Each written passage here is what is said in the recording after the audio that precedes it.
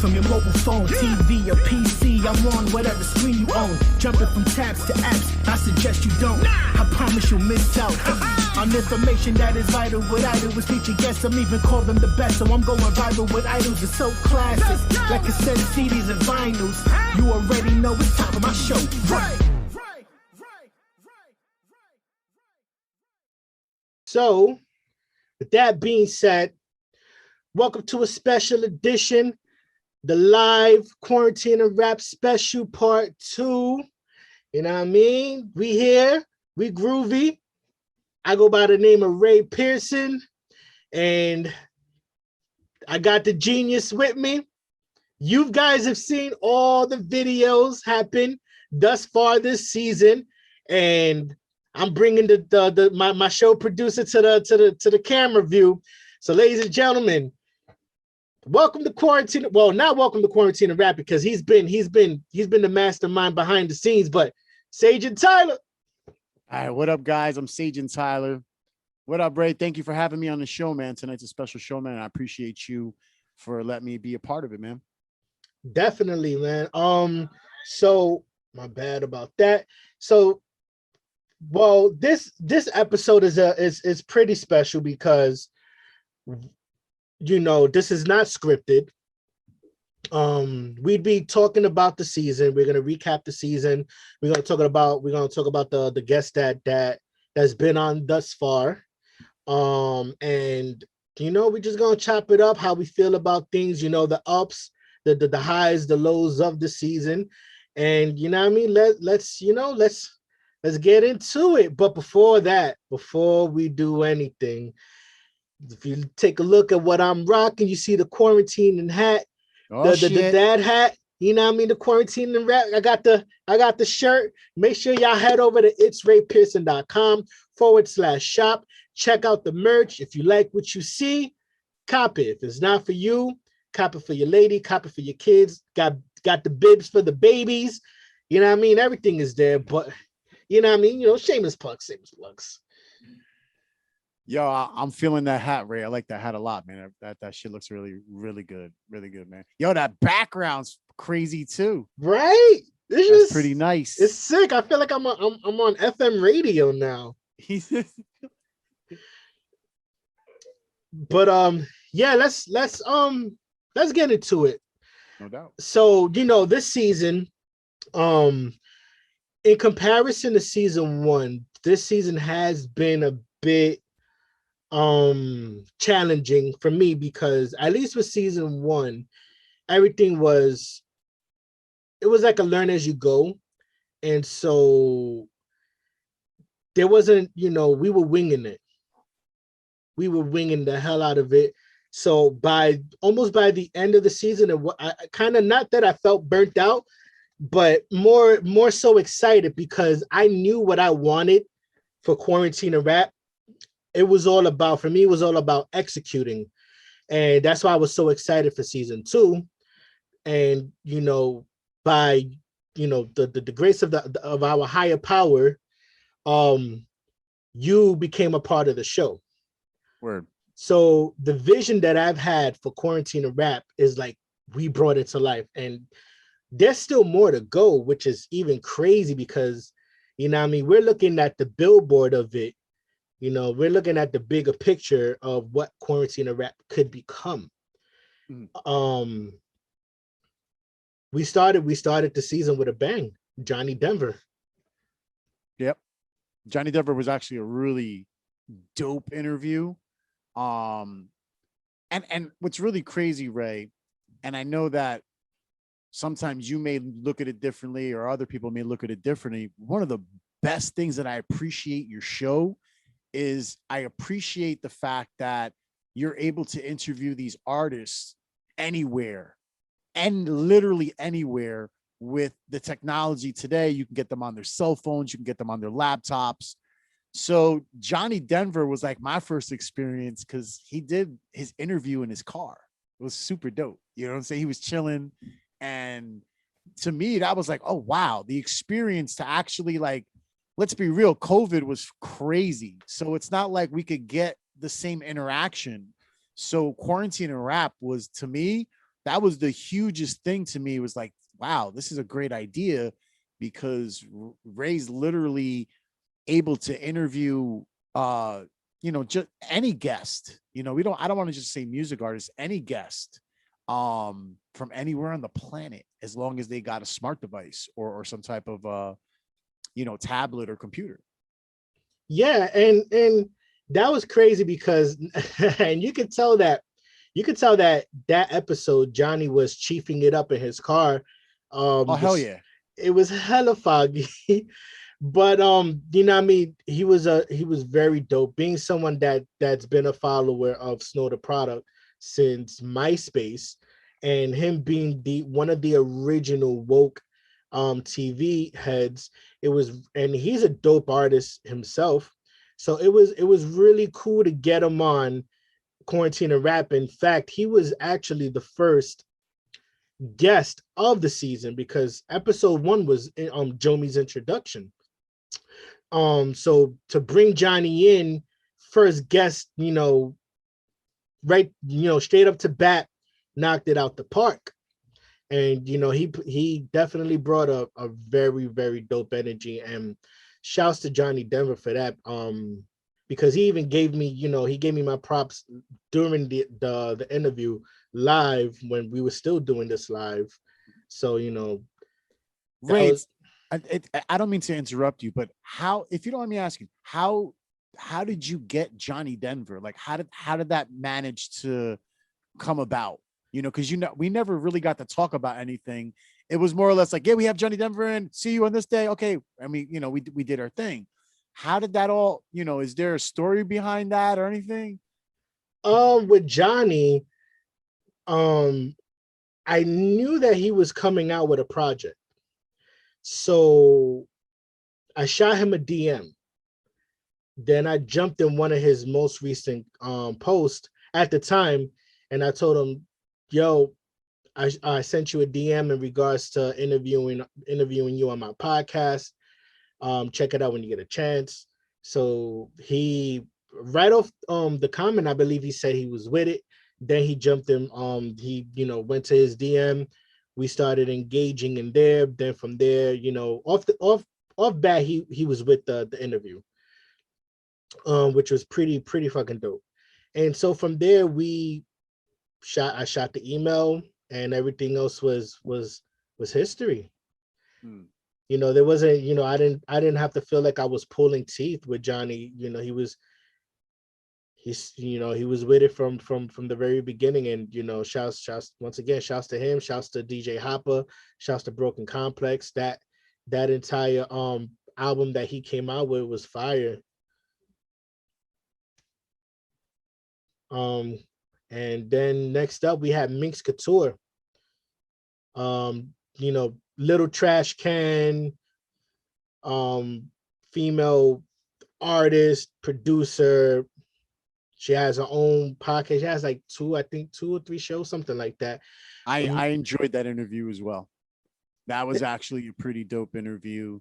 She was a very charismatic, very unique. Her vibe, point blank, was super dope. Her energy. She had a lot to say. Like, she was dropping some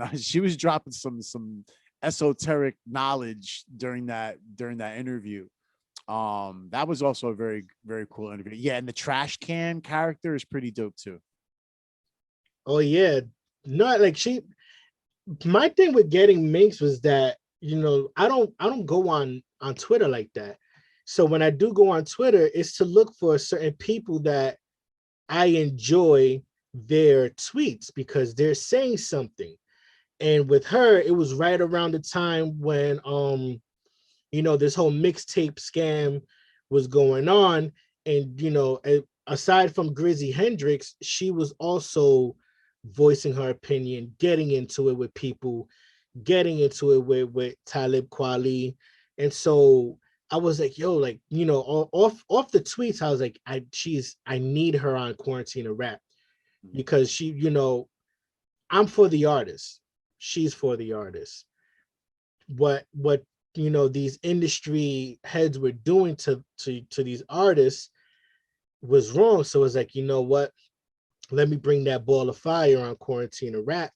And coming on the show, she was just completely positive.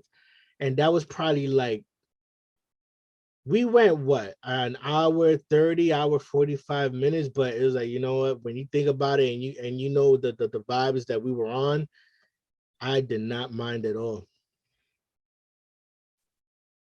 No, she was a dope interview. She's an exceptional artist on many levels as well too. Like she don't just, pardon me, I'm dropping shit over here. She wasn't just a music artist. She did a lot of other things, you know, artistically. So she was pretty dope. That was actually probably one of my favorite interviews too. It was just a vibe. A lot of things that she was just talking about when it came to aspects of the music industry, aspects of creativity. You know, she really expressed a lot of things on a lot of different levels. So she was a really dope interview. And I did follow her. I followed Little Trash Can, by the way. I'm a Trash Can fan. I'm a Trash Can fan. Yeah, I'm a Trash Can fan. Word. And then the next our next guest was Samad Savage, episode 4. Amazing artist. Now that's actually a pretty dope artist too. And I like to use the term artist. You know, I know these guys. I know that he's a rapper. You know, but he's an artist, man, because he's also a producer. Yeah. I mean, he does not only that, but he also from the graphics to the music videos. Like Samad Savage is a walking machine. Yeah, he does everything himself. He's very independent. Was it you who got Jomi was the one that brought him to the show, and I was blown away. I have heard of his name. You know, he has a name. He's got a buzz in Jersey. I know that I think I may have seen him on Heritage Hip Hop or something like that. I think that's how I came across him. And then I know that Jomi had spoken very highly of him. And then, you know, you guys ended up booking him for the show. And he's super dope, super dope, super dope. Yeah, and with Samad Savage, and like you said, like he's someone that I've heard before. He's collabed with artists that I also listen to, like Luke Gone. And so when Jomi brought him on, and once I realized, like, wait a minute, like I've been listening to this kid, and he's, you know, he is definitely a dope artist all around, from his pen to his creativity. So big ups to Samad Savage. I gotta check to see if he's dropped any new music or if he dropped the album that we briefly spoke about on the show. But big ups to him. And then our next guest after that, episode 5, was Johnny JC. And that was Johnny was someone that has been wanting to come on Quarantine and Rap. And so like once I realized who it was, you know, I definitely wanted Johnny on the show. Especially that I did his radio show a couple years back, thanks to you, actually, that actually connected the dots. Yeah, that's crazy. It is. It's a small world, you know. Once you start doing your own stuff and your own show, just like you said, you were listening to Savage, and you know, lo and behold, you end up getting him on the show. Like, yo, I've heard this guy before, you know. Johnny JC is a really dope artist. I got a lot of history with him. He had a lot of history with my shows. He had a lot of history on It's Being Radio. And I know that I might have just pushed him a little bit, like I threw him on your lap or something like that. Something happened. I'm like, here, take him. Here, Johnny JC, take him. But when you told me that, actually, you didn't tell me that until the show. Actually, you said it on the show. And I do remember all those details. It's just, once again, it becomes a really small world, and you know, so much happens over the last, you know, period of time since when we used to do shows and until now. So, but Johnny JC, it's crazy too, because I've seen him. I know him as a kid. A lot of people like, I'm not trying to embarrass him, but I knew Johnny JC between the age of 16 and 17. And he basically manipulated his way into one of my showcases where you were supposed to be 21. And I didn't find out about this until way later, after the show. But dude, he definitely had the young look. But a lot of kids in college or even at that, you look young. I really didn't grow facial hair until like my 30s. But so I did kind of sense something, but I was a little naive about it. But yeah, he got away with it. And then what was crazy is like, and he brought a lot of people out with him. And then he like hit me up a couple weeks later, can I come do the show? Now I already knew what he did. And I was just like, can you bring people out again? He said, yeah, yo. And he did, he's a really dope artist. And to see him from then till now, and the things that you guys were discussing and everything, even him, he grew. He had his own radio show, just like you said. He ended up getting his own radio show. So yeah, shout out to Johnny JC, man, and make sure everybody out there go check out these people that we're talking about.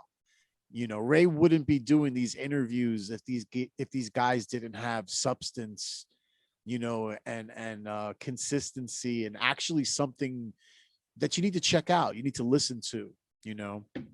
Word.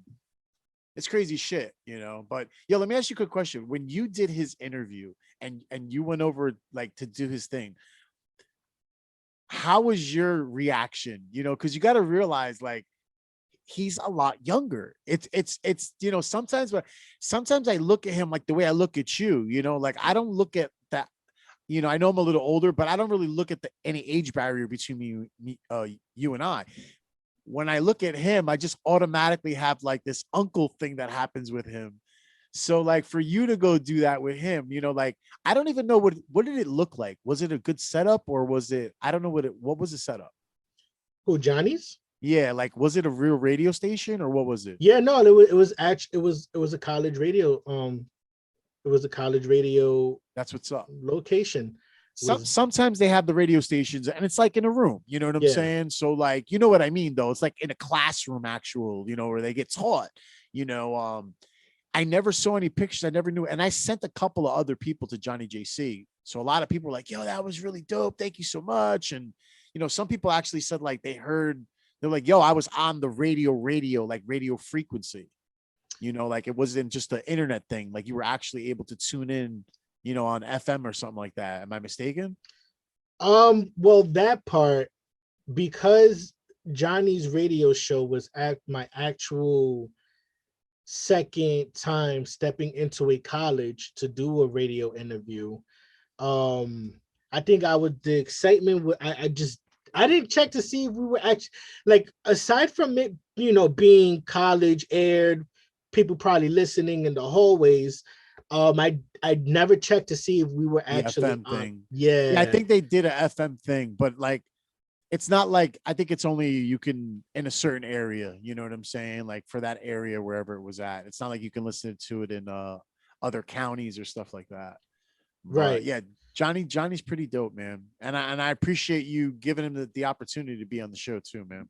Yeah, no, well, he's a dope artist. Like, when I use the word artist, that's me not painting some of these creators in a box, because you can tell who's the artist from the rapper. Mm-hmm. You know what I mean? Like there's when you give someone an all-around title, it's for a reason. It's not to throw a fancy name on it. It's because these creators, these artists, these writers, they explore with their creativity. Not every painter paints the same picture. So when you go to these galleries, right, and you're looking at something, what you may not understand is like a bar going over your head. You're looking at the picture, but it's like, I don't get it. When you got 5 people 5-10 feet away from you Like, what you mean you don't get it? Do you not see it? And then that's the creator, that's the artist. So Johnny's one of them artists that's not just a rapper. And salute to Johnny JC, because they, more of these artists need to be showcased. Agreed. Definitely agreed, man. There's a lot of talent like in the tri-state area. It's not just about New York, it's not just about Jersey. There really are a lot of talented people out here. Definitely. They definitely are. And shouts to all the open mics that be going on too in Jersey. Check it, open mic, thorough, their open mic. There's a lot of people in Jersey putting together open mics. And I was like, oh, you Jersey, ain't you from the Bronx? Yes, I am from the Bronx, but Jersey also has bragging rights as far as I'm concerned. That's why every time I say, oh, I'm from the Bronx, I also say it in the same breath, Hudson County, New Jersey, all the way to Hudson County, New Jersey, because there are bragging rights when it comes to Ray Pearson. But there's a lot of talent in Jersey. And I had the honor of having some of this talent on season 2, like the following guest after Johnny JC, Blackberry Sweet. Blackberry Sweet is such a dope artist, rapper, singer. She does the carnivals, you know what I mean? Like I remember her. I definitely remember her. And one of the reasons why she did stand out, I mean, dude, not to be disrespectful, but she's very pretty girl. Amazing artist. Cause I got blown away too. I thought, like, when you said hip hop, I was expecting Rod Digger type of female. I was expecting Rod Digger. And I got, like someone prettier than Beyonce or Lauryn Hill. Like, she's very pretty. Then I saw the Carnival pictures because I had to do some research for her media. And I think I hit you up like, are you sure this is the same girl? Because this is weird, dude. Like, like I said, once again, I'm looking for that Rod Digger, MC Light, like I was looking for a really hard looking female artist, and I was blown away. And her video was dope. Shout out to that video. She's like in a basketball court or whatever. The cinematography that video person, the video specialist, whoever she was working with, that was a really dope video. Very simple, but the perspectives for that music video was just crazy. What was the name of that song? It was like, what was it, Boy? Oh man, Beautiful. I totally forgot. And Blackberry, It was a really dope. So I know I got it somewhere in like the archive, stuff like that. But she was really dope, dude. That was a really dope interview. Yeah, no, definitely. And the crazy thing about it, right? And this is something we're gonna touch on in a few, as far as how people do interviews, like guest wise. The great thing about that is that she told us, well, before we even began the interview, that it was her very first interview. So the fact, I had to make sure that the vibe was there before even pressing record. And she was, I told her, if the question doesn't call for a one-word answer, just answer to the best of your ability. And she was just a dope spirit, dope vibes, and she was great for her first interview. She was great. I've done a lot of interviews, Ray, and I'm going to tell you, right, what you're saying out loud, it's not common. So yeah, she really had a really great interview. She and you know what it is, dude? I think she's a little I think she's doubting herself a little bit. She's a very confident music artist, but I think she doesn't realize that, she's got a lot to say, at the end of the day. And with you bringing her on the show, you were able to actually put a lot of light on that. I mean, dude, you're really good at what you do. So you were actually asking the right questions. And I'm not blowing smoke up your ass, dude. I've literally watched every freaking show. I got to sit there and edit all this shit. And I got to put all these, different pictures and clips and stuff, whatever. I've literally watched you. I just watched one of your interviews just a couple of hours ago, and you were interviewing someone. I want to mention names. We're going to talk about him later. But dude, your interview was great, and he even commended it. Because he was like, "Damn, Ray, you're not asking the normal questions. You add a little spice and shit that is." And he's right. He was absolutely right. But yeah, she was a little scared. She was a little nervous, her being her first interview. But dude, she had a lot to say. And I've done a lot of artists that was their first time interview, and you get the, like, "Oh, okay, so let us know where you're from." And you're like, "I'm from Jersey." Yeah. Yeah. Well, so what do you like to do? I like to rap. Or you get the other guys like, "Yeah. Yeah." Nah, you get the it's like, "Oh, we like to get money, money and just vibe." You know what I mean? It's like, what?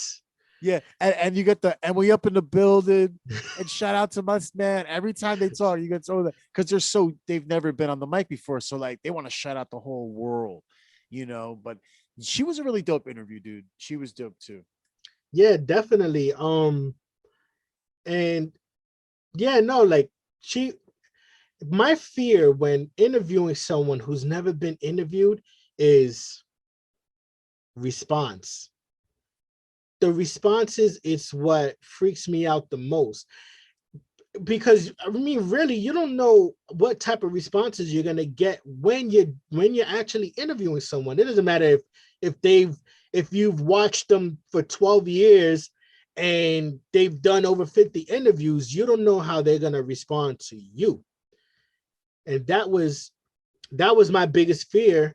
But the good thing about pre-recording is that you get to set the vibe before getting into the actual interview. And we normally I'll probably do about like a 10 to 15 minute just prepping, just to make sure like, all right, the juices are flowing. We about to get busy now.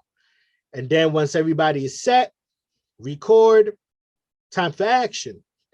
So with Blackberry Sweet, it was just one of them things like, oh snap, I bet, the more she smiled, the more I felt, okay, all I need is for you to be yourself. She was herself, knocked it out the park. You're absolutely right. When artists, and that's what I think is cool about the interview too, because I really genuinely felt her as a person. She wasn't putting on the hip hop, I'm hard or whatever type of persona. She has she has different looks, because from one music video to another, you could clearly see two different type of music components, because she went from hip hop in one video, and then the other video had like a R&B singing style to it. And that was really cool to see that, because when you were talking to her, you wasn't getting that, yeah, yo, I'm gonna hit it. No, she was being like, like you guys knew each other, and I love those type of interviews where people can feel comfortable in front of each other, like, like you're friends from high school, what I'm saying, or just good acquaintances, so really, really, it was really exciting to see a person be able to just be natural, at the end of the day. Word. And then our next guest after that was actually the first live special with the new, who were candidates going up for the Newark Board of Education. Now, one thing I don't get into politics. So when Jomi brought it to my attention, and shouts to Jomi, because she thought she could have easily just did it herself, but because she was like, you know what, I'm already a part of something, brought it to my attention. I told her, you're gonna run, you're gonna run point on this. I'll be there if they have any questions for me at the end, by all means. Jomi had the entire layout, the questions that were gonna be asked. She did her thing, she killed it. And shouts to everybody who was running up because they all got their seats. Don Haynes, Vitaly Santana, Asia Norton, and Daniel Gonzalez. The dope thing about that episode was that anyone from Newark that was tuned in and had no idea who these people were, they got to know them a little more. The music that they listened to. The one person, based on the picture that I was presented, the one person that was like, yo, I think this guy, he's probably gonna be the mute, the mute of it, of the group, Daniel Gonzalez. And he's a Biggie fan, which blew me off. Oh man, we was reciting Biggie lines. It was crazy. And congratulations to A1, A2, A3, and B2. They, phenomenal interview. And like I said, I know there was someone in there from that wind up commenting something like, oh, this is great. And you can tell, when you do that, because we all know how politics are. It's a sensitive thing, right? So it's like, okay, if let's say Ray Pearson runs for President Pearson, right? You don't know me from a hole in the wall. All right, so now let me show you who I am.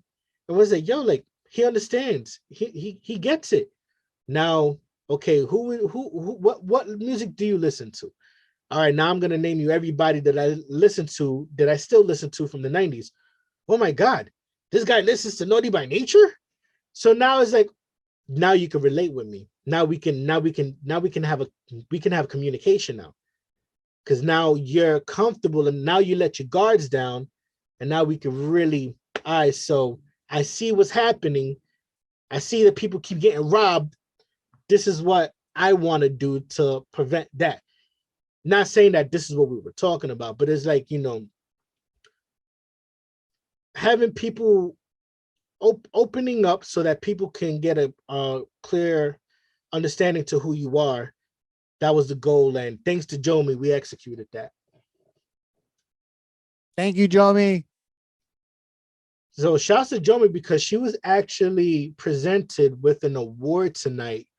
I might get it wrong, but they gave her an Unsung Hero award tonight. And that's big. That's big because she puts in a lot of work. She is hands-on in a lot of situations out in Newark. Congratulations to Jomi. Ray, I'm not too sure, and for everybody else out there too, what kind of award is that? I mean, that sounds pretty, it sounds like it's a very high status award. I know that she's involved with a lot of community action, helping a lot of the people in the community, bigger, small, younger, old, like she's really for the people. Do you think that type of award is for that, for what she's doing for the community? I believe so. I believe that definitely plays a big part in what, her receiving that certificate. From the Board of Education to mentoring. She was there were videos of Jomi literally driving to stores, picking up food for the, for the homeless. Like Jomi's very hands-on for the city of Newark, and not for the accolades. That's just who she is. So, it's very much, she very much deserves the award that she got tonight.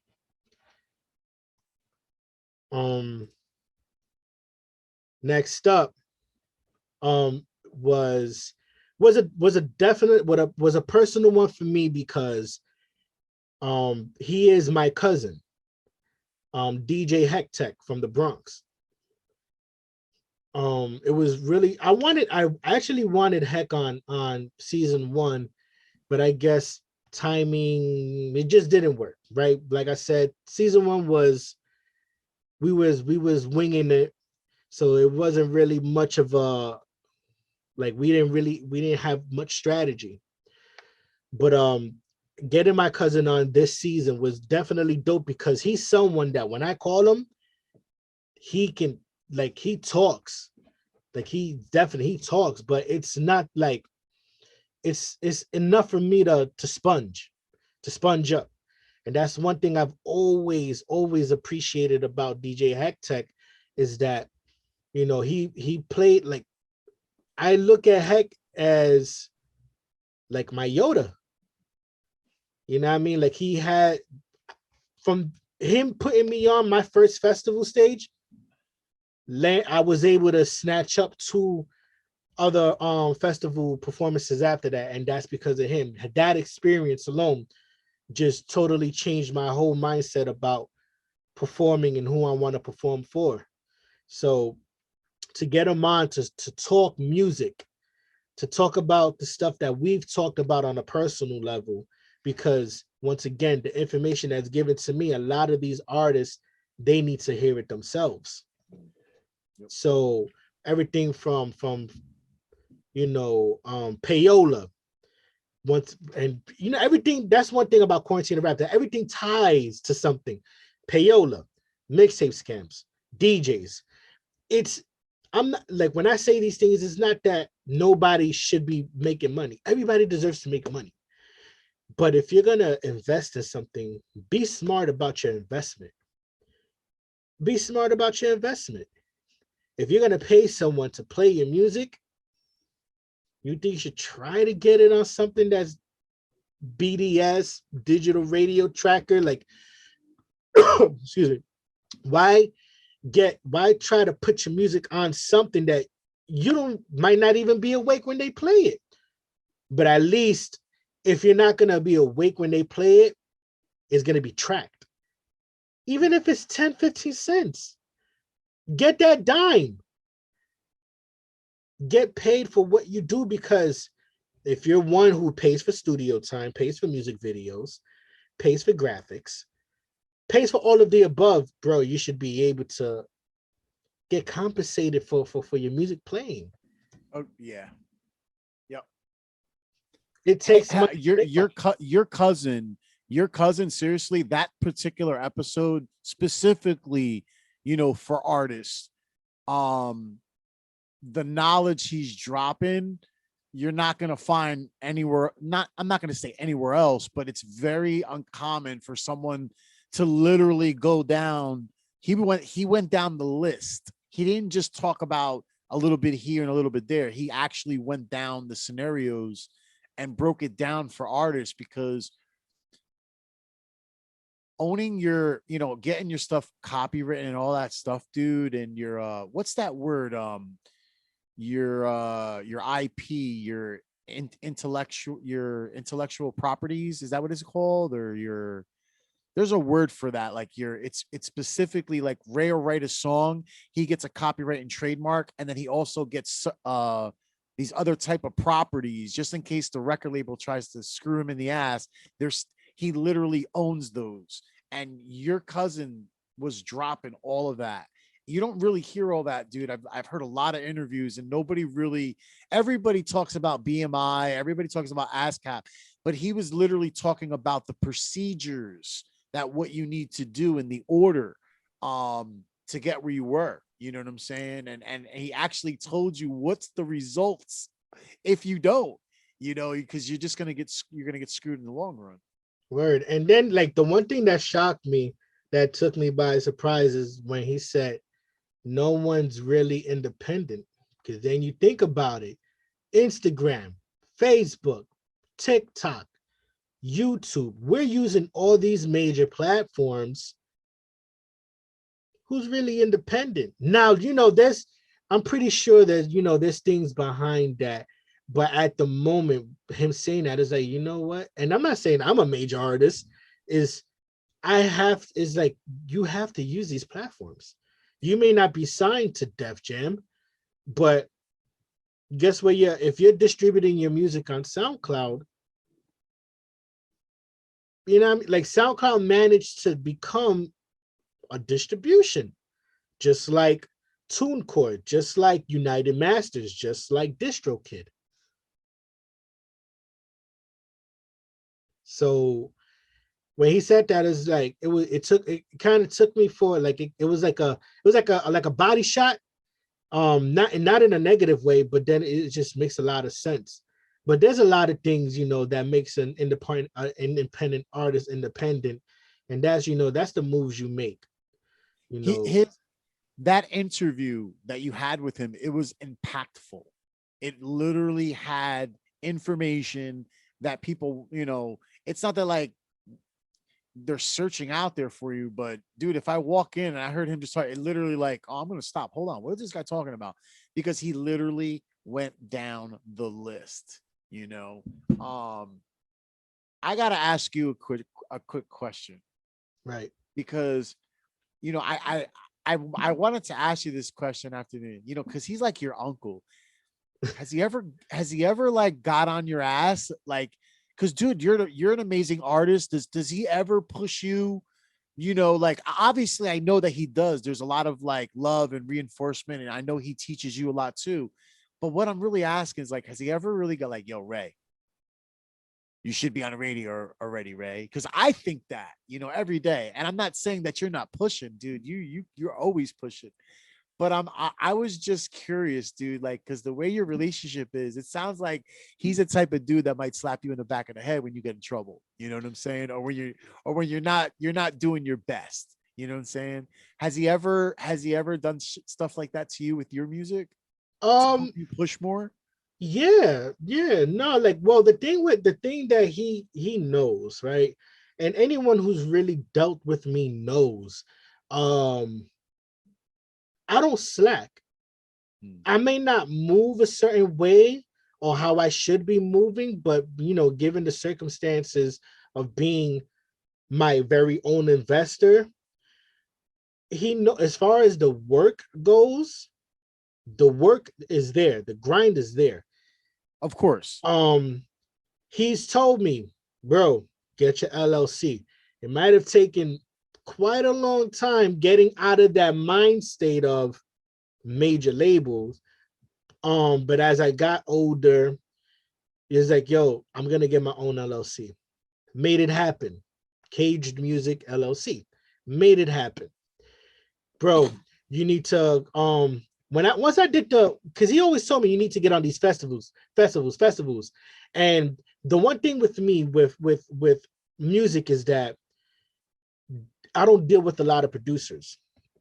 So it's kind of difficult when I need someone to match my vision on what I want to do, because there are some that want to keep me in a rapper's box.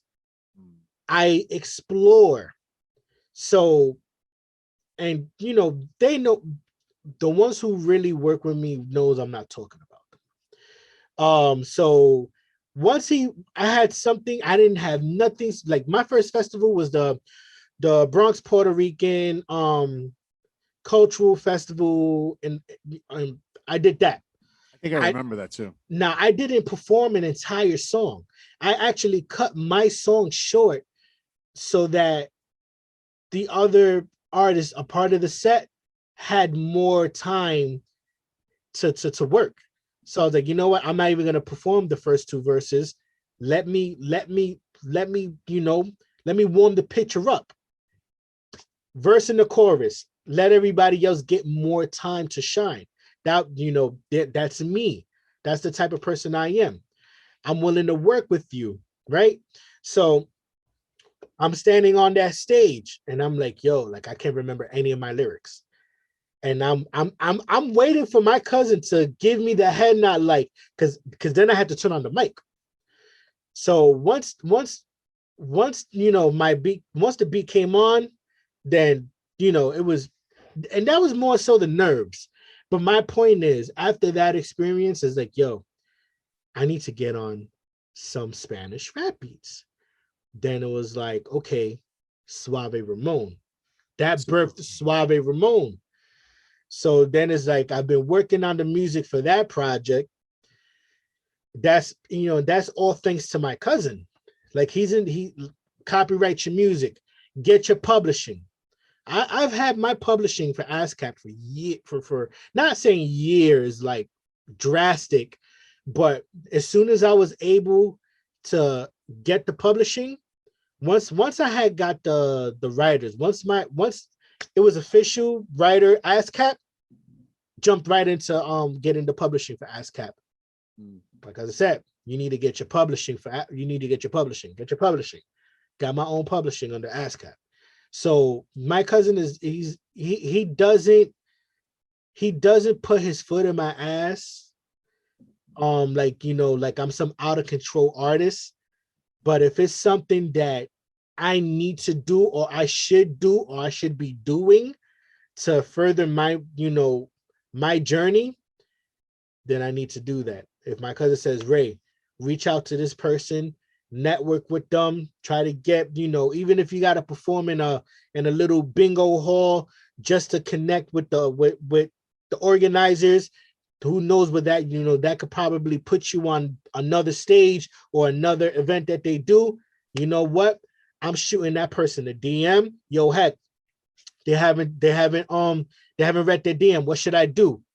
Here's their email. Don't tell them you know me. Wait to see what they tell you, then throw my name in there. And that's exactly what I did. The Puerto Rican festival on 116th Street.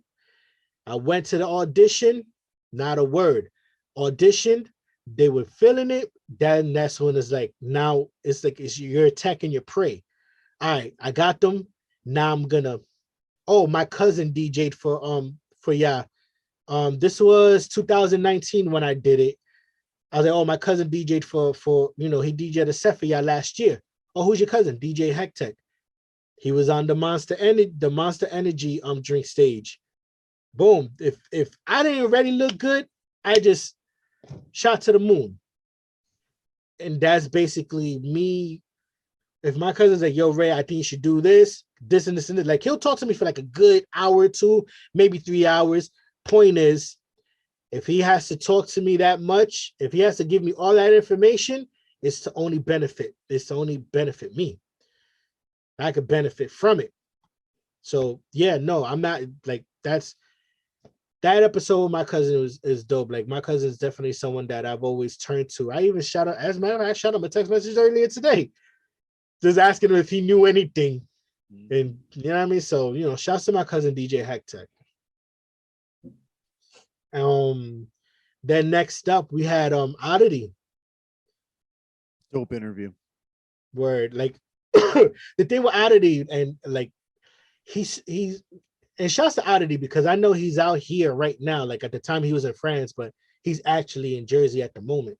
The thing with Oddity is he has so much information, and he's another one too. That's why it was perfect that Oddity was like episode 9 right after DJ Hectech, because he's someone that I've had music conversations with. 2020, I was supposed to shoot out to France because he was going to introduce me to some people and possibly, connect the dots in a way where it's like, you know what? Now it's time I wanted overseas. Now it's time to do something about it. But thanks to COVID, like all that shit shut down. But thanks, COVID. Yeah, big time. But yeah, no, the one thing with Oddity that I wanted to really like dwell on is, once again, this is me thinking for the artist, is performing. And it's something even you have seen it. Artists, they'll get on the mic with the entire posse. If you're gonna go see, this is the thing, right? And I want you artists to hear this, right? I'm about to give you guys a cheat code. If you're gonna roll into a venue 50 deep, 30, 40, 50 deep, you don't need everybody on stage. What you do is have your people scattered throughout the crowd. That's only good. Like if there's an A&R in the building, or someone from High 97 scouting talent, they see people at least because they're standing in the crowd, they're not on stage with you. If they see people in the crowd reacting, you're gonna look good to them. But if all of you are on stage and the rest of the room ain't reacting, then what is it? Did you just go up there for the footage, or did you go up there to put on a performance to make people want to work with you guys? And that was one thing, is that Oddity, just like a Lil Wayne, just like a DMX, God rest his soul, Oddity can go on stage by himself and put on a set, from DJing to getting in front of the turntables and performing. And that's something a lot of artists are not doing. And I wanted to really pull that out of him, is to get that information and share that with artists. So there's like, yo, like guys, like there's a way to do it. I just gave you guys the cheat code. I gave you guys the cheat code. You don't need 20 dudes on stage, especially 20 dudes. You're a dude yourself. If anything, I'm going to give you another cheat code. If you're going to do that, take 3 to 4 females on stage with you. If that's the type of music you do, 3 to 4 females on stage with you. Hire models, dancers, whatever you want to call them, as well as keep your people scattered throughout the crowd. Take your dancers on stage, so when your music hits, it's a twerk fest. I gave you guys another cheat code. Because at the end of the day, whoever's scouting in the crowd, they're gonna look on stage, they're gonna say, oh, we're okay, I'm liking this. Looks around the room, people are jumping up and down, reacting. Oh, this was the best performer of the night. I just gave you guys another cheat code. And that's something that I wanted to pull from Oddity, is performing. And I was able to do that. And a bunch of other stuff, a bunch of other things. Artists building a team. And how do you find the balance? You know what, Sayjin? I'm gonna ask you this. How can an artist find the balance, right? Building a team who everybody needs to know, their part to play. How does one build the team where they can find the balance with tackling the vision and making sure people are taken care of on that team? Because everybody has to make money, but you also want to go after the bigger picture. So I'm asking you, someone who's dealt with people, artists, your own staff, like, how do you find the balance? I don't think anybody's born, with the actual knowledge or the, I think it's all pretty much a learning process. I'm pretty sure, I know for a fact, for certain business aspects, of course, there's a book out there. When it comes to like parenting your children, there's a book out there. Banking, there's a book. How to get your record label, there's a book. How to put all those things together and coexist and make sure everybody's good and make sure everybody's eating and make sure everybody's getting paid on time, or make sure people, that's just something, like I said, that's something, it's an experience. I'm a lot of people look at me and we're like, oh, just go do what Sayjin does. Please do not do that. Do not put that comparison, because you're going to end up being disappointed. because there's only one Sayjin Tyler. There's only one Ray Pearson. So I think everybody handles things differently. It's really crazy you said the word balance, because balance has been a very big word in the last couple of weeks, actually.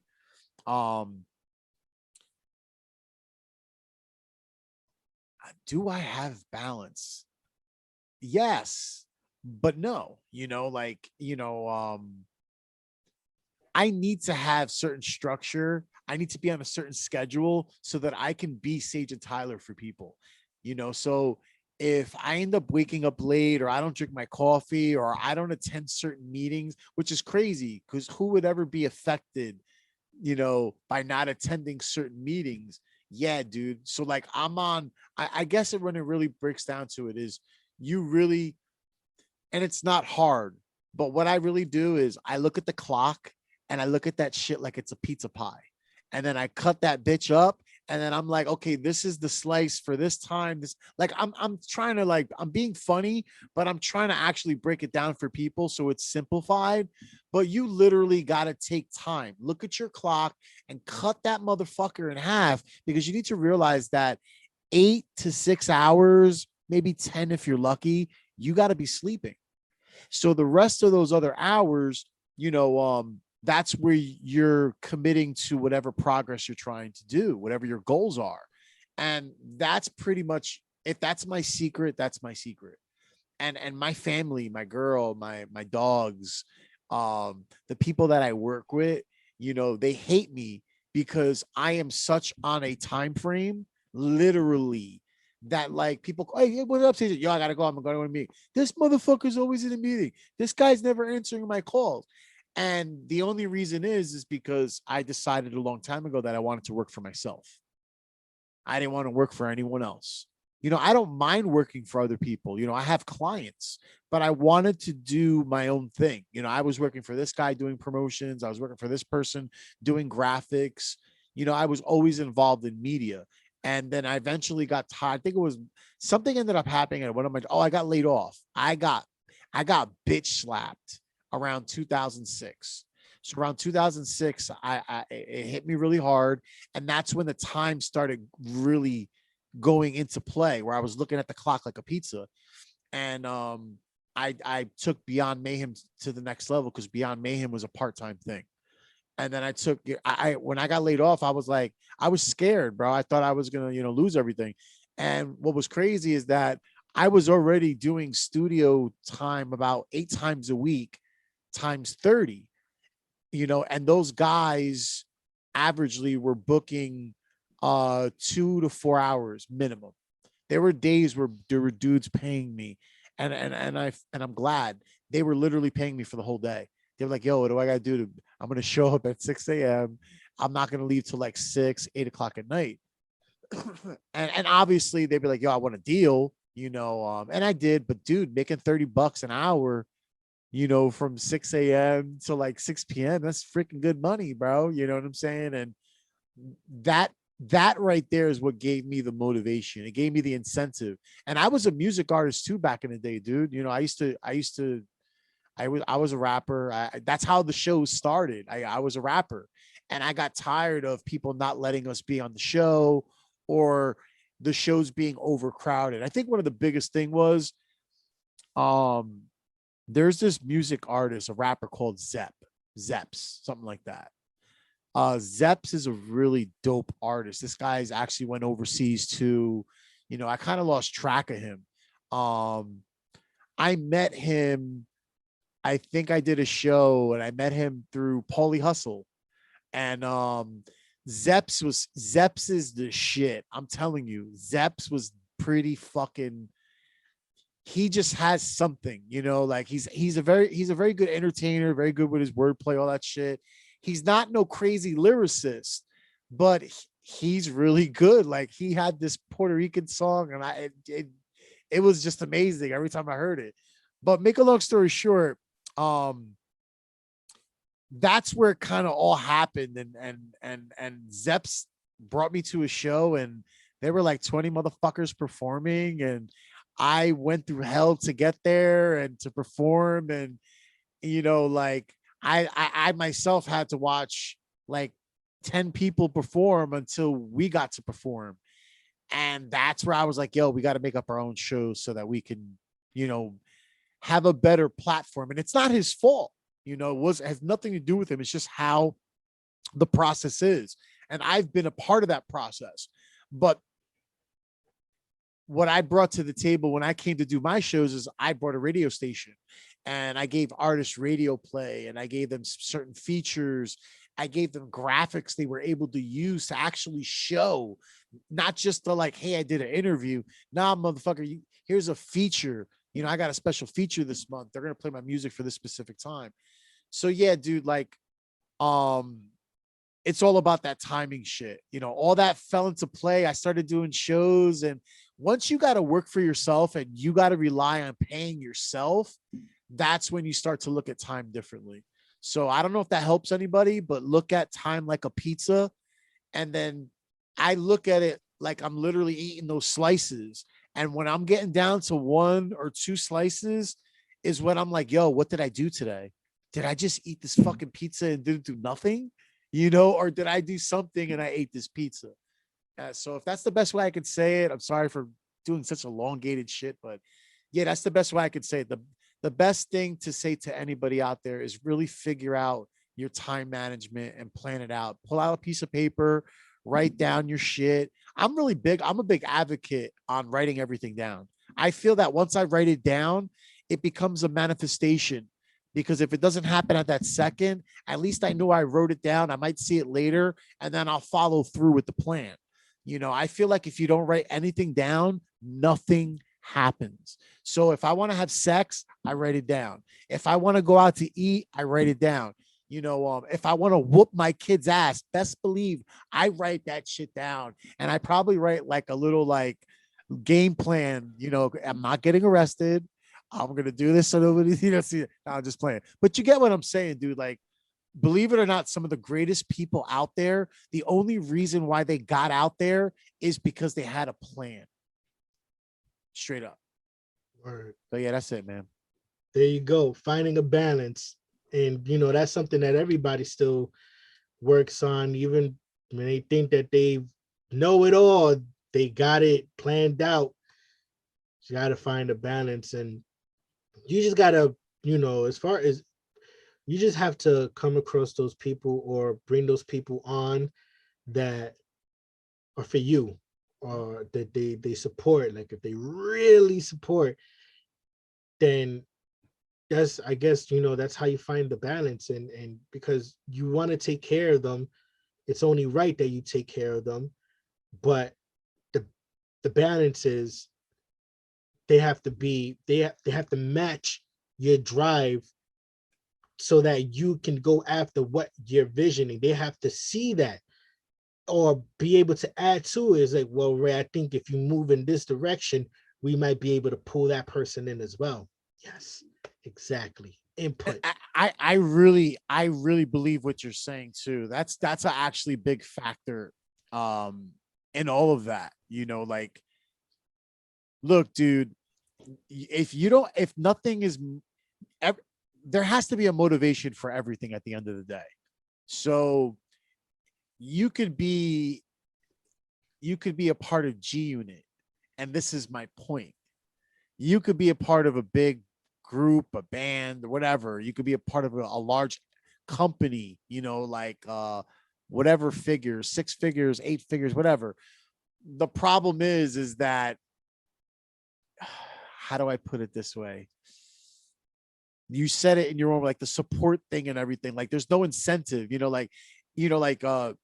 yeah, I want to be on the Giants and I want to play football. But then you get on the team and then you realize like, oh, this is what I wanted, because they're not acting like a team, or they don't act like, on the field, they treat each other like shit. Like there's all these different factors. And what I'm really just trying to say is, like, when you're saying we got to take care of each other and everything, it all boils down to that motivation shit, dude. So, and a good leader, you have to have a good leader, but sometimes it's really motivation. Like people just want to take from you, but they don't want to give back, and then you got those people that are always giving back, but they never get nothing in return. Right. So I think it's we all have to motivate each other. Not just like, hey, Ray, go out there and do that, but also motivate Ray, like tap him on the shoulder and let him know it's going to be okay. Or, when it's good or bad, you know what I'm saying? Like when I say support, sometimes people think support is just, it's not. Sometimes support can be just being there straight up, so, and I really understood that too about when I became a music artist. When I became a music artist and nobody was coming out, it touches you a different way, but you also have to put the business factor in and remember this is business. So what I learned was I had to do something in order to make them come out. And that's what I did. When I started doing my own shows, that's when they came. I had something to offer. It might have been the bar. I don't know. It might have been the bartenders. But motivation to support each other is what's really necessary. I would never do the shit for Ray right now. You know what motivates me? Ray like when we got involved with the show, Ray, me and Ray are doing this together. Like he's putting his hard work in and I'm putting mine in because we believe in something. We came to a common ground. We kind of like intercepted on certain wavelengths, but at the end of the day, Ray kind of supports me and I kind of support him. You know what Ray's support is? Ray just listens. That's all he does. He just fucking listens. I'd be like, oh my God, this, that, I can't fit this. I can't. Oh my God, Ray, I turned on the computer. There's been days the computer didn't fucking turn on. And all Ray does is like, all right, Sage. Like he just listens to me. And then I'm like, all right, Ray, I'm going to go and I'm going to fix this. And then I call him back and everything's good. But just that alone is support. Nah, because it all boils down to is like, like the things that sometimes in the moment, in the heated moment, right? And I'm not talking about the horny, heated moments. And in the moment that everything's happening, sometimes you just need to take a moment, get everything out that you need to say, and then really take another moment to take a step back. It's like, okay, everything happens for a reason. Maybe this is just take a moment. You do too much, take a moment, analyze everything. It's going to click. And once it clicks, you got it. Situation will get taken care of. And then it's like, all right, like no problem. Because then it's like, if you freak out, I freak out. And that's a bad combination because now it's like, well, what do we do? So it's like, you know what? All right, it's cool. No worries. If it's like this is meant to happen, it's just one of them things that's like, okay, it's out of our control at this point. We just need whoever is watching over us to obviously probably like, yo, you know what, you've overworked yourself for 4 days now. I'm gonna do something to make you take a step back. Go get a coffee. Go make yourself a ham and cheese sandwich. Go get yourself a bowl of cereal. You need to take a step away. You need to take a step away from whatever it is that you're doing and go back to like it. Spinach. He doesn't eat cereal. And he lights it up. Oh yeah. No, but Ray, you're really right, dude. Like Ray actually says that word a lot. Like this happened for a reason. And I'll tell you right now, I kind of hate that shit. Like I'm that guy when people say that, I'm like, motherfucker, that can't be your only answer. But in real reality, it's a very universal answer because Ray is pretty good when he's like, yo, this is happening for a reason. And then 2 or 3 days later, we're like, damn, you said it. Like, I'll tell him like, yo, you said that. And yeah, you're right. Like we had some complications with the shows and technical difficulties. But Ray was right. I got to say something because there was a couple times where we did like step back. We kind of like, yo, I'll see you in a day or two. and then you'd come back, oh, I got this idea, or yeah, that really did happen. That genuinely did freaking happen, dude.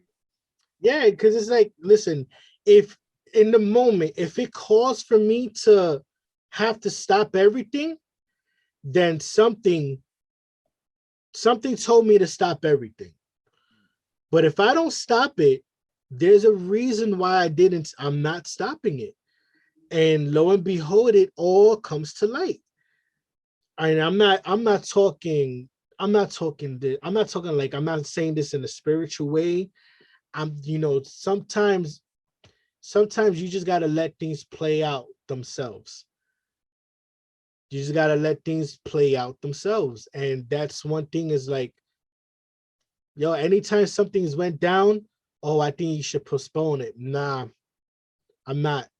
We're gonna continue. And it's not that I'm trying to be a diva, or I'm trying to be a douchebag.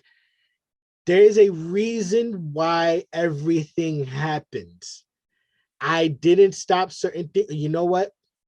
Let's talk about it, Sayjin. Uh-oh. Let's talk about it. Uh-oh. We've had to cancel 2 episodes this season. I'm not going to get into who. One of them, whoever knows. I had to pull the graphics off social media. But, whoever is not aware of, because one thing, I don't like to announce an episode before I do it. Because then it's like, well, what happened? You don't want people, that's another thing. You don't want people in your business that shouldn't be in your business. So you'll know once it happens. I've had to cancel 2 episodes this season. It just didn't work. It just didn't work out. That is just something that you can only bring your energy to the table. You can't bring everybody else's energy. You could try to set the mood and see, how everything plays out, but you can invite people to the party, but you can only do what you have control of. I'm the host. I'm supplying the party. It all depends. It's all on who's stepping into that party. You don't know their energy. And so things didn't work out and shit had to get canceled. And it sucks, because then you like, damn, well, that's about an hour to 2 hours that I wasted. Now I'm thinking, fuck, Sayjin just had to sit there and God knows how long, edit the hell out of this episode for me to just tell them, yo, Sayjin, just cancel the episode. First of all, I tell you straight up, I don't like doing that. And it was just like, yo, Sayjin, it's not gonna work out. It's not gonna work out. I don't think anyone out there would like doing it. Like, I don't want you to beat yourself up. I got stories too, dude. So I know how you feel. How do you, let me ask you a quick question. Do you think in the future, do you feel that these type of mistakes have made you more aware on how to predict these things? Because that's something that I've had to learn how to do. And it took me a while. It took me a couple years or more. Like you eventually start meeting the same person over again. They just got a different name and a different face. Do you think you've learned from any of these things or no? Yeah, I mean, it's always, honestly, it's patience. That's what you learn, because it's like, like you could see someone online, right? That you shoot your message to, you shoot your shot to for an interview. You see they're so positive in their pictures. They're smiling in everything they do. They even posted a picture taking a shit and they're smiling in the picture. So you see these things as like, yo, you know what? This person looks like they have such a positive vibe. I want them on the show. You get them on the show, and you got the show. You do the show around 7-8 o'clock at night. So you have about 6 hours before that, 8 hours, if depending on the person, how the person lives their life. God knows the amount of shit that person got to go through before actually sitting down to do your show. So it's like, okay, now it's just not going good. Their vibe is off. You're doing your very best to try to make, it's like pulling a turtle and hoping that the turtle puts a pep in their step, right? You're like, come on, if you just hurry up, we'll get there. But then it's like they're still slow. So you can only do as much as you can to try to get that person to finally get to where you at. And sometimes it works, sometimes it doesn't. But the fact that you even have to go about doing that, a lot of the times it's just not going to work because the vibe is not organic. It's not there naturally. You're forcing something out of them that wasn't there from the beginning. So it's learning patience and taking the time needed before pressing the record button to set the vibe.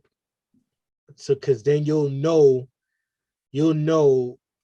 okay, you already got everything. You got the questions. And that's another thing too. That whole 5 to 10 minutes on a certain question or a certain subject, I don't like doing that for the very reason you don't know who you're getting the day of your interview. You could be interviewing Denzel Washington. Come on, this guy is a legend. He's a GOAT. But you don't know who you're getting that day. You don't know what version of Denzel. You might an exhausted Denzel Washington, an upset Denzel Washington. You don't know who you're going to get that day. Patience. Take the time. Set the vibe. Because now you're like, all right, now you got to look through the questions and try to find a way to improv a question, freestyle a question to, like, you know what I mean? Like, get a little, not get personal, but something that doesn't seem robotic.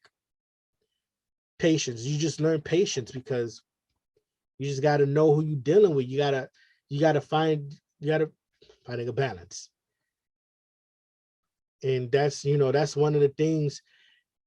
That's one of the things that I learned from this season, because it also goes back to what I said. Everything happens for a reason.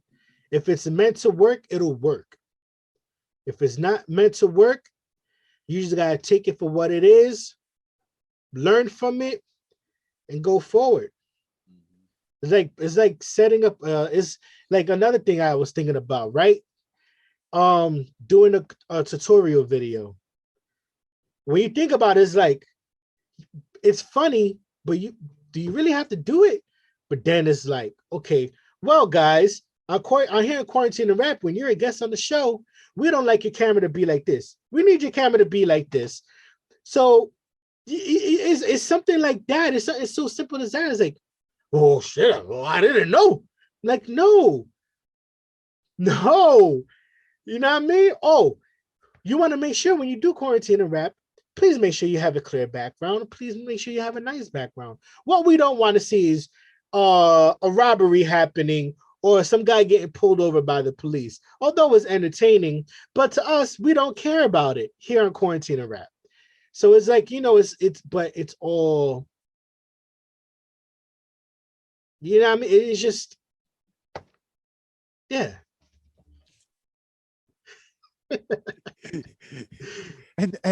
and these are the daily stresses of running your own show.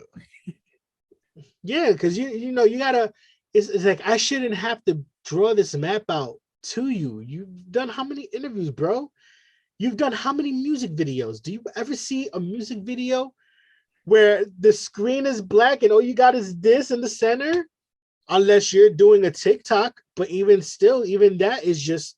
And that's why you got to blame, this is one of those instances you got to blame social media, because they're becoming accustomed to certain formats. It's kind of like if you use a Mac for a while and then you go jump on a PC and you're doing all the wrong buttons. And believe it or not, it's only like 2 or 3 different buttons different, the control Apple aspect on a Mac versus the PC. But yeah, people get comfortable. They really, dude, what's funny about that? My son, when I text, not like if I have to get down and dirty, I turn my phone and then my whole phone, the keyboard opens up. You know, I'm a, you know me, dude. I'm a real like, guru with my phone. I do a lot of my promotions. I do all of my shit. You know, I do work from this fucking thing. Like, I love my phone, but I'll watch him and I'm like, dude, just turn your phone this way. And he's like, why? I lock it. Why are you locking it, bro? Like, what about when you want to watch a movie? I just watch it like this. And I'm just like, what the fuck? What are you? It doesn't even make any sense. You got a high definition phone and you're watching it in the little one box shit, like come on, bro. Yeah, no. No, but the funny thing that you said about the Mac and PC, because all right, so now on the mouse, right? On a Mac, you got to scroll down to move up. Yes. But on a PC, you got to scroll down to go down. Pause. So I know exactly what you're saying, because how much I'll be at work and I'm trying to move up the screen, and it's like I'm scrolling down. It's like, yo, why am I going down to the contact section? I'm trying to go to the top of the page. Yo, it was funny because one of my first experience with a Mac mouse, and like you don't have the right click type of deal, the way the piece. Oh, dude. And I'm just like, I kind of get. What's crazy is I get like that with laptops now. I can't use a laptop anymore unless it has a mouse. I cannot use the touchpad. I don't care how sophisticated it is. I will say I love the touchscreen. Yeah, I'll do that all day. I can deal without a mouse if I got the touchscreen. But regular laptop and that little pad, bro, I'm alien, dude. I'm just like, it's crazy. Word, but moving on, man. The episode that would have aired today, but the slight technical error that was fixed. Lex the Hex Master. Definitely a dope MC that I respect. From the moment I found out Twisted signed him to Magic Ninja, it was his DOA freestyle over the Jay-Z Death of Auto-Tune instrumental, and he torched it. I'm like, yo, they signed this dude. Like, this dude's a monster. So, you know what I mean? Very, very dope dude. And I actually had a ball doing the interview with him, because yo, what he said about being in the crapper right off stage. Oh man, I couldn't hold it. It's like, yo, so you gotta, because I'm over here visioning it too. It's like, yo, so that means you had the mic in the porta potty. So everybody got ready out there? Yeah, that was pretty funny, dude. That was pretty funny. Yo, did you drop a turd when you said that? Like, did anybody hear what was happening inside the toilet? That's the only thing, yo. As soon as you said that, I just like, I can't. Because we do the automatic cam. So once you make a noise, the cam is automatically gonna switch to the person talking. Yes. So my dumbass started laughing, and then I go off to the side. Like, that's gonna make a difference. But Lex is a dope ass MC, man. And honestly, I had the opportunity listening to a lot of his music today when I was doing his stuff, and I'm impressed. He's pretty good. He's actually pretty, not that there was any doubt, he was on the Quarantine and Rap show, but everybody's got a different taste. And I'm not a big fan of Juggalo music. You know what I'm saying? But he might be the catalyst for Sayjin Tyler to start listening to some more. I'm pretty much with the commercial stuff, the Insane Clown Posse. That was my error. I'm a couple of years older, but I actually enjoyed his material. I actually enjoy it. He's kind of lyric. To see both of you on a track, I don't know, man. That'd be crazy shit. With the Bane mask. Yo, it's possible. I had put up a post, and I was like, what if I told you he has unfinished work? So I got Lex's number. Like I already as soon as the interview was over, I sent him when I needed to send him. And he green lighted it. So now, you know what I mean? Now next step is getting the song done. Like, you know what I mean, we're gonna lock into the studio and we're gonna lay the track down. But there's one thing he said that he kind of disagreed with me on. And I want to touch on that again. See, the thing is, when collaborating with people, right? It's not that I don't want there to be like that competitive vibe, right? My thing is, if I don't know you, then I'm targeting the kill, because you're not about to out rap me, right? That's ego talking. Like it happens a lot. But if you my guy, there should still be some type of competitive vibe there, but only if it's gonna make the song better. That's my thing. Yeah, we should be trying to one up each other, but as long as the end goal is, as long as the record melts the world, that's what the ultimate goal is, having that mentality. But if I don't know you, like these ciphers I be doing, why do you think I started shouting the bar Christ in these ciphers? I did that because I'd go into some of these ciphers feeling like I had the best verse, but because of the biasness from the followers, oh, this person had an insane verse. What? Like the ego part of me is like, what? So it's like, you know what? I bet. Um, I came back more to transform into the bar Christ, took off from there. Started saying that in the ciphers that I was getting in. So I was like, you know what? At least if you're gonna say that this person killed it, I'm gonna say something that's gonna make you be like, oh, but the bar Christ, oh, but Ray Pearson.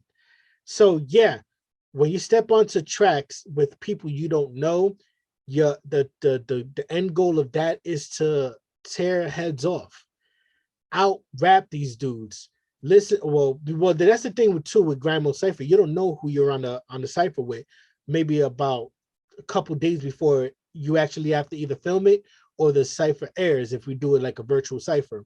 So you don't really know who you're on with. So that should automatically be, I gotta kill this. I don't know who I'm on the cipher with. I gotta kill it. So but when you're actually collabing on a record, if it's with your homie, yeah, you should still have that eye of the tiger, but you also have it in the back of your mind that as long as the record at the end of it all is something magical, then competition is healthy. It's just how you go about it. And I'm not saying that to respond to what he said, but if I had the chance to actually clear, like to explain my stance on that, then I'm pretty sure any writer, any lyricist would agree with me. You should be trying to tear heads off.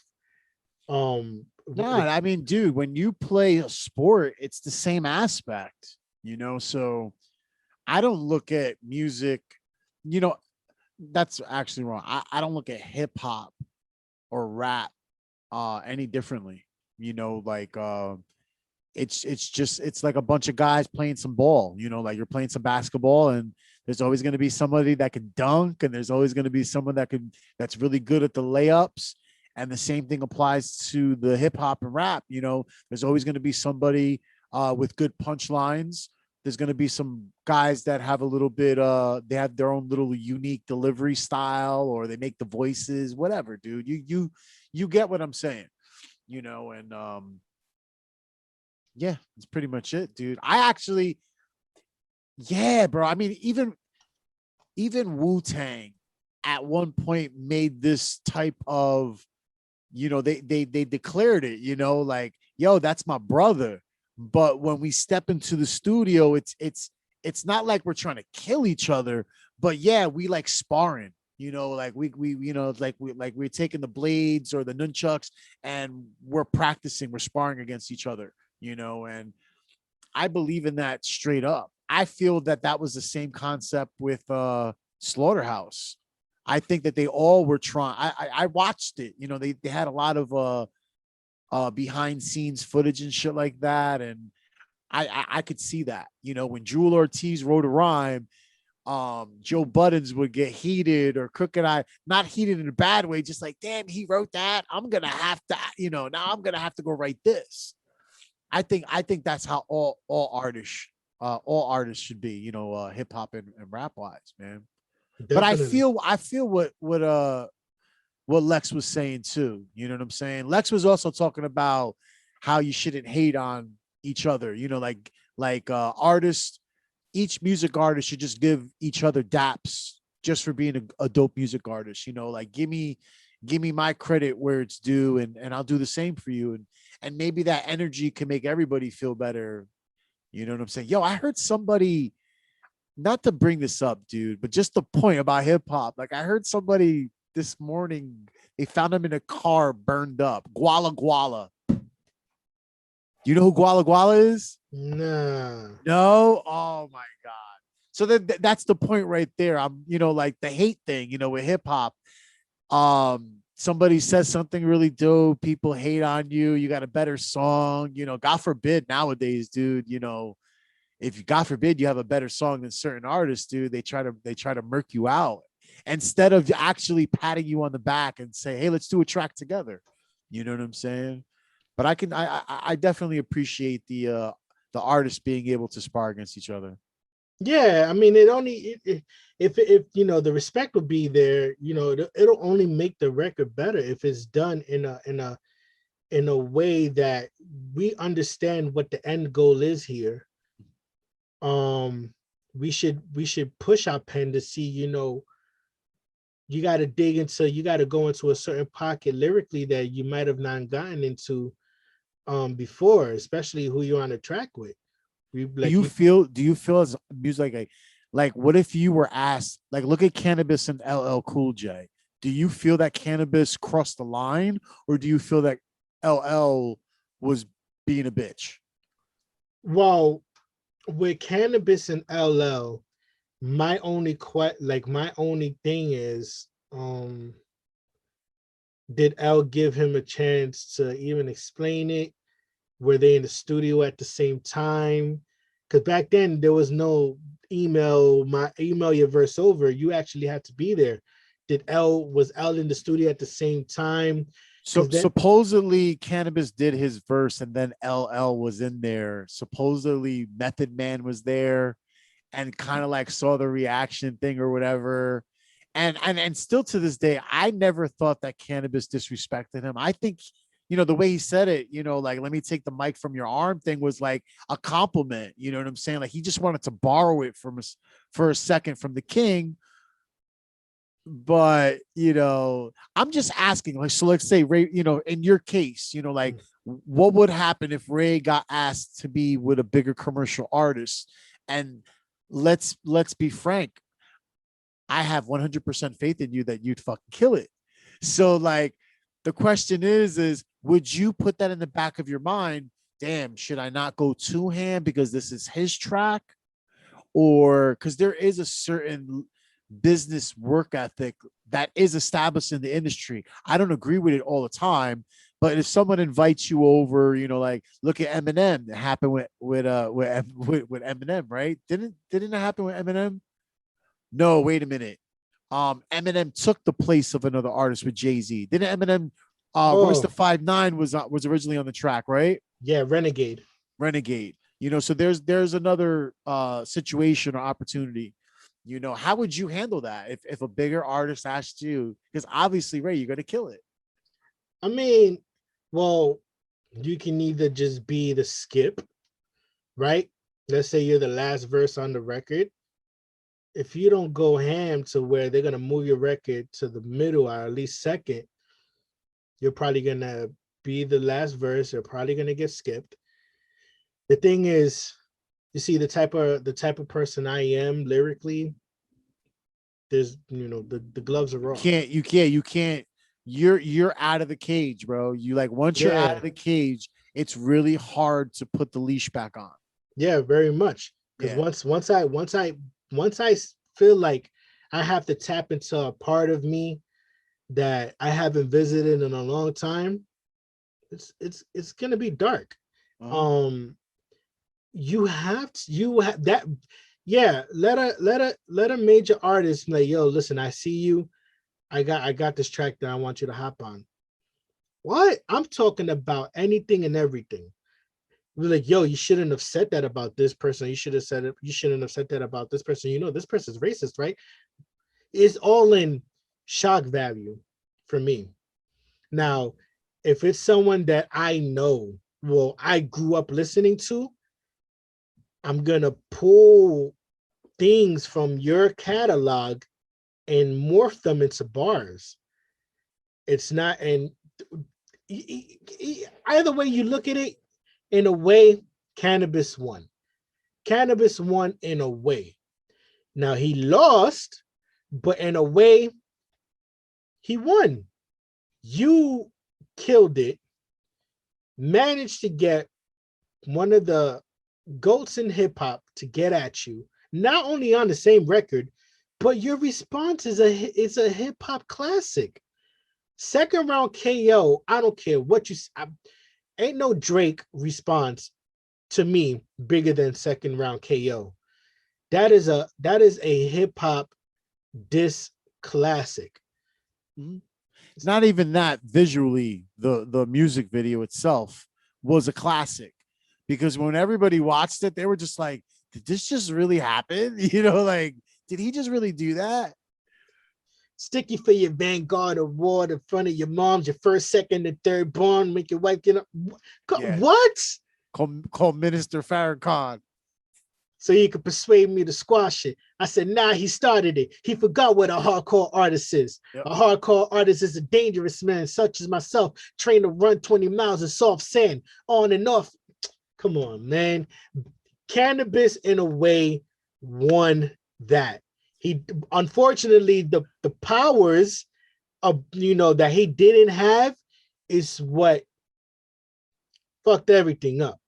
Yeah, well, what it was is LL threatened to pull his music from so many different radio stations and interviews, and and once again, power, you know what I'm saying? And I'm saying that wrong. It's not power. It is power, but it's wrongly using your power,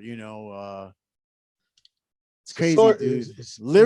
Lyrically, Cannabis was very nasty, and I think he had a bigger opportunity than we gave him, than everyone gave him, But yeah, after that whole situation, a lot of people said that he couldn't make a commercial track.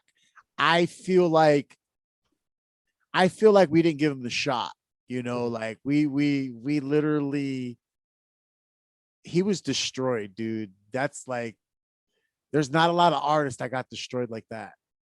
Now the battle he had with Disaster, oh my God. That was bad. That actually was bad. You know what? I take that back. That was bad. And I like Disaster a lot. I like him better than Cannabis. You know what I'm saying? Yeah. But one thing again is he's in that Cannabis realm to himself. He doesn't, he can't write commercial music. You know what I'm saying? Like, he's in his own category, but he's super dope, dude. The shit that comes out of his mouth is insane. Yeah, like he reminds me of Eminem on steroids and shit sometimes. Yeah, like the way Diz got at him, I was like, I ain't never see someone get their ass whooped like that. Cannabis like kind of threw away his credibility. Didn't he pull out the notebook? Yeah, it was done right then. Yo, I was ashamed. I was ashamed. Like, I was ashamed. That was a very shameful moment. Word. It was like watching Superman. No, it was like watching Batman pull a gun out and use it. You know what I'm saying? Like, it's his last resort. And I was just like, look what I wrote. No. Word. But as we get to the end of this recap, um, this show, as it's nearing its end for season 2. I'm not gonna reveal who's the guest for the season 2 finale, but it's definitely someone that, man, I watched that dude perform on stage, and it made me walk out of that festival I don't like. even know who we're talking about. Yeah, this is a mystery. But yeah, Is it guy? Is it guy or girl? no, it's a guy. It's a guy. Okay. Yeah.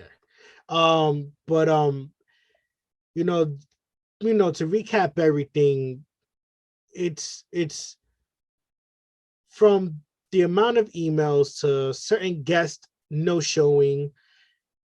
This season was not easy to do in a way, because this one was more strategic. We wasn't winging it like we like how it was for season 1.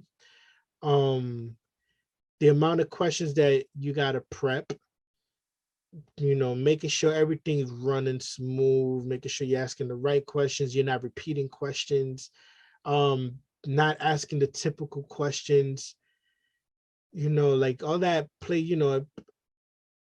to talk about it only means one thing, and that means that I'm passionate about this. Um, I could be posting up these videos with a pink background or a purple background, but I don't, and that's because Sayjin is very passionate about what he does.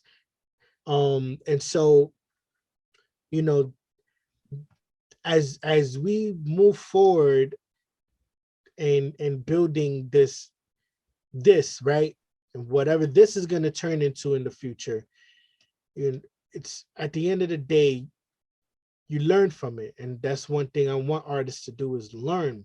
Take the information being given. We're not doing this to bash artists or bashing this new generation of artists. No, there's a reason why certain artists have proved longevity, and um we're not trying to make sure that this gap grows. Pause. That sounded crazy. That sounded hella wild. Basically, what it all comes down to is, if you know what you want, go after it. If you know what your vision is, go for it. No one's gonna tell you what your vision should be. Only you can determine what that is. Keep creating. That's one thing COVID taught me. I have to start thinking 15 steps ahead. What I have to do in case something happens. Plan B. If you have to have a plan K, have a plan K, but make sure you go for that shit. Because if you're not, then what are you doing it? What are you doing it for? So learn, take what is being preached, even not even by me, but someone like Sayjin Tyler, someone like an Oddity or DJ Hectech or Johnny JC or Samaj Savage. Take them pieces to the puzzle and create your puzzle. Create your puzzle. Even if the pieces seem like they won't fit, make them fit. Because that is what you vision. That is your art. That is your canvas. That is the vision. That is the picture that you're painting for the world. The picture that you're putting together for the world to see. So, shouts to everybody that's been a part of this season, from Jomi Lowe's to Sayjin Tyler, right down the list. Johnny Denver, Minx Couture, Samad Savage, Johnny JC, Blackberry Sweet, the new seats on the Newark Board of Education, DJ Hack Tech, Oddity, Lex the Hexmaster, and and the upcoming guest for the season 2 finale. I'm ready too, dude. And you have no idea. We got some new, looks that we'll be bringing to the show. Nothing too crazy, but of course we're going to spruce it up a little bit more. And that's pretty much what we've been doing this entire time, is, trying to make Ray's show look better and better. He's doing a great job booking in some amazing talent and everything like that. And Sayjin's just trying to, make all that look, mayhem. You know what I'm saying? Add a little eye candy there. We definitely we might have to get a model for season 3. I'm gonna have to get you like a model or something like that. Maybe a hip hop model. I'm gonna ask around. I got a couple of friends. Maybe we can get like a hip hop video vixen or something like that. Someone we can talk to. You know what I'm saying? But yeah, man, it's been a pleasure being on the show.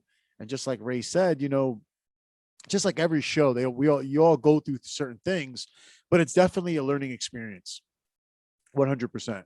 Going even as we've progressed, ending the season, we figured out some easier ways to do what we got to do. And I look forward to that too. I look forward to being part of season 3 and getting to see Ray's face and Jomi's face for another season. Word. So for all those who tuned into this live special, I want to say thank you. Thanks and salute to everybody, all the new listeners. If you're a first-time listener or returning supporter, I thank you. And on that note, be on the lookout for the season 2 finale coming soon. And tomorrow, May 21st, we'll be airing the Lex the Hex Master episode on YouTube. So yeah, on that note, y'all already know how I end my show. Right. Suave. Yeah.